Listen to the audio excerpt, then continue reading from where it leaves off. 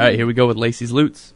I am here with Brad Hodkisnon. Brad, can you tell us a little bit about yourself? Give us your grade, what sport you participate here at PLU, and your major. Yeah, so I'm Brad, and I'm a sophomore here at PLU, and I'm a 3-2 engineering major, and I'm on the cross-country team. So, Brad, you were able to go to the national tournament this year for cross-country, which is awesome. What place did you finish in nationals? I finished 187th last year, and then this year I was able to finish 35th. Awesome. So how many people go to the final tournament? About 280. Okay. And when you travel, were there any other PLU runners that traveled with you for nationals, or were you the only one? So last year I was able to get a warm-up partner, so I had my roommate Kyle Rapaz come with me, but this year it was just me and my coach.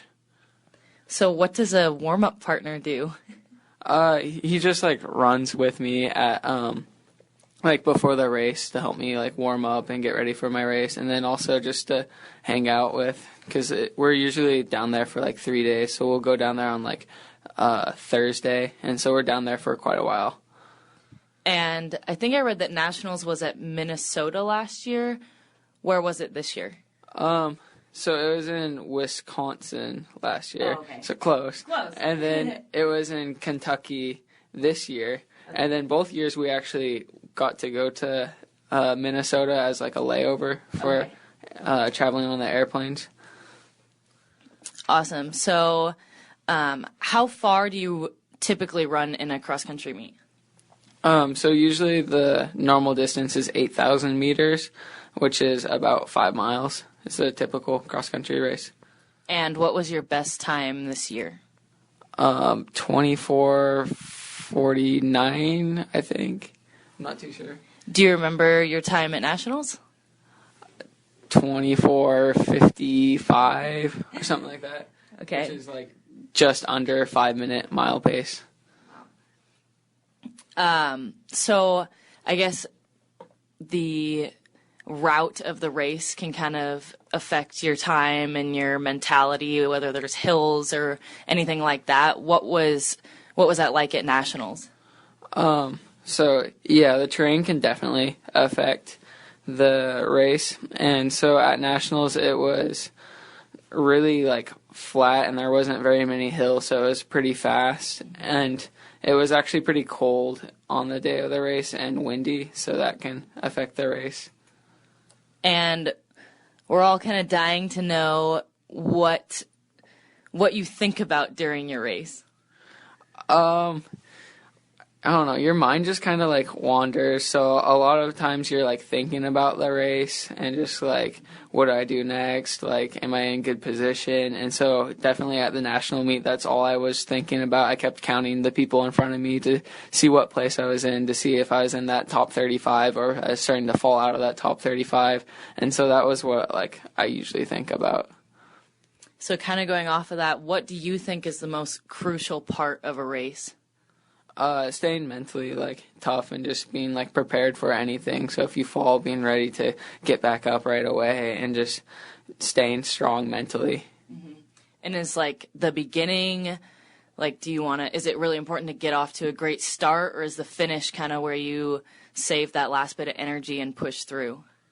So you definitely want to be pretty conservative in the first half, and you want to make sure you get out good. So you have 280 people all running at each other all at once and it narrows down quite a bit. So you definitely want to get out in good placing. So you usually have to run pretty fast for the first 400 meters, but then after that it's just being relaxed and really mentally being relaxed and just staying calm and just maintaining good place.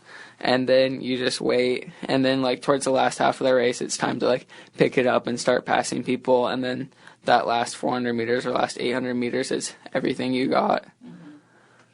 And what is the strangest thing that's ever happened to you while running in a race, if you can think of something? So I ran in high school at Bellevue Invite, and it was just really rainy and windy that day. And a canopy tarp where like teams like normally put their bags underneath actually like got picked up by the wind and flew and hit someone in the race. Was it someone in front of you? Were you able to pass them? It was not someone in front of me, but it was still crazy to watch. Oh yeah, I bet. And do you ever think about the fact that you're probably one of the fastest runners? Well, you are. Obviously in the top 35, one of the fastest runners in the country. Is that something that motivates you? Do you think about that often? Not really. Like, I definitely, like, set goals, and so I think about that. And so, like, a goal of mine was to be top 35, so I definitely thought about that a lot during, like, summer running and, like, the workouts this year for cross country. And you're only a sophomore here at PLU, so is there anything that you'll work on this summer specifically to just get better for next year? Yeah. I mean, I'll just keep running more, and my goal for next year is to place top 15. Awesome. Okay, well, thank you for your time, Brad, and good luck in your upcoming season as a junior. That was Lacey's interview with Brad Hodkisnon, one of the best runners in the country. With a very unique sense of style, by the way. He does during wear his races. It's absolutely incredible. If you ever get a chance to come out and watch him run, the outfit is better than anything else. What is it? The headband? So it'll be like a flower headband, or like for track when he runs like the 10,000, he'll wear a backwards tie-dye like dad hat that's absolutely incredible, and he'll wear pink Darth Vader socks. That's awesome. See, but when you run like he can, you can back that kind You of... can wear whatever the heck you want. I thought the headband would slow him down, but it might give him a boost. I don't think so. And I just don't even want to know what his feet feels like. I mean, Dr. Scholes must be making a living on this guy. You know how many did you ask him how many miles he ran a week? Yeah, so when he practices every day. He'll maybe take a day off before the race. He runs 15 to 20 miles a day. A day. Great, Kellen goes a week? I asked him, he said, oh yeah, the team will normally run around 10, but I'll get in 15 or 20 miles. Jeez. Quick roundtable question. What do you guys think about when you run? Nothing, I don't run. Half athlete, bro. That was good, dude. Yeah, I don't do a lot of distance running, so... But the difference is when I do run distance, I have headphones. So I'm at least able to jam along with my music, whereas... Jam. I don't know what Brad's thinking. Well, he told us. He said nothing. Yeah. He said his mind wanders. Yep. I can't run to run. It's physically impossible for me. I can't get myself to do it. I'll run after a basketball, football, soccer ball, baseball, girl. I'll run after a lot of things, but I will not.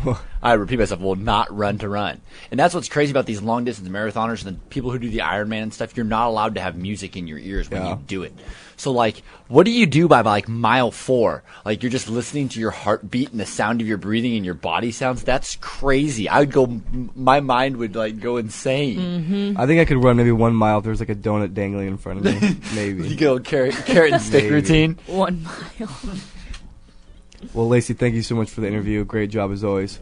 Folks, we're going to take a quick short break. When we come back, we will continue to play a game that Drew has been extremely successful at, and Lacey and I are going to get better. 4 in a row. Name that loot. We're very excited. This is Mass Radio Sports Talk presented by 3.5 Athletes on Loot Air Student Radio.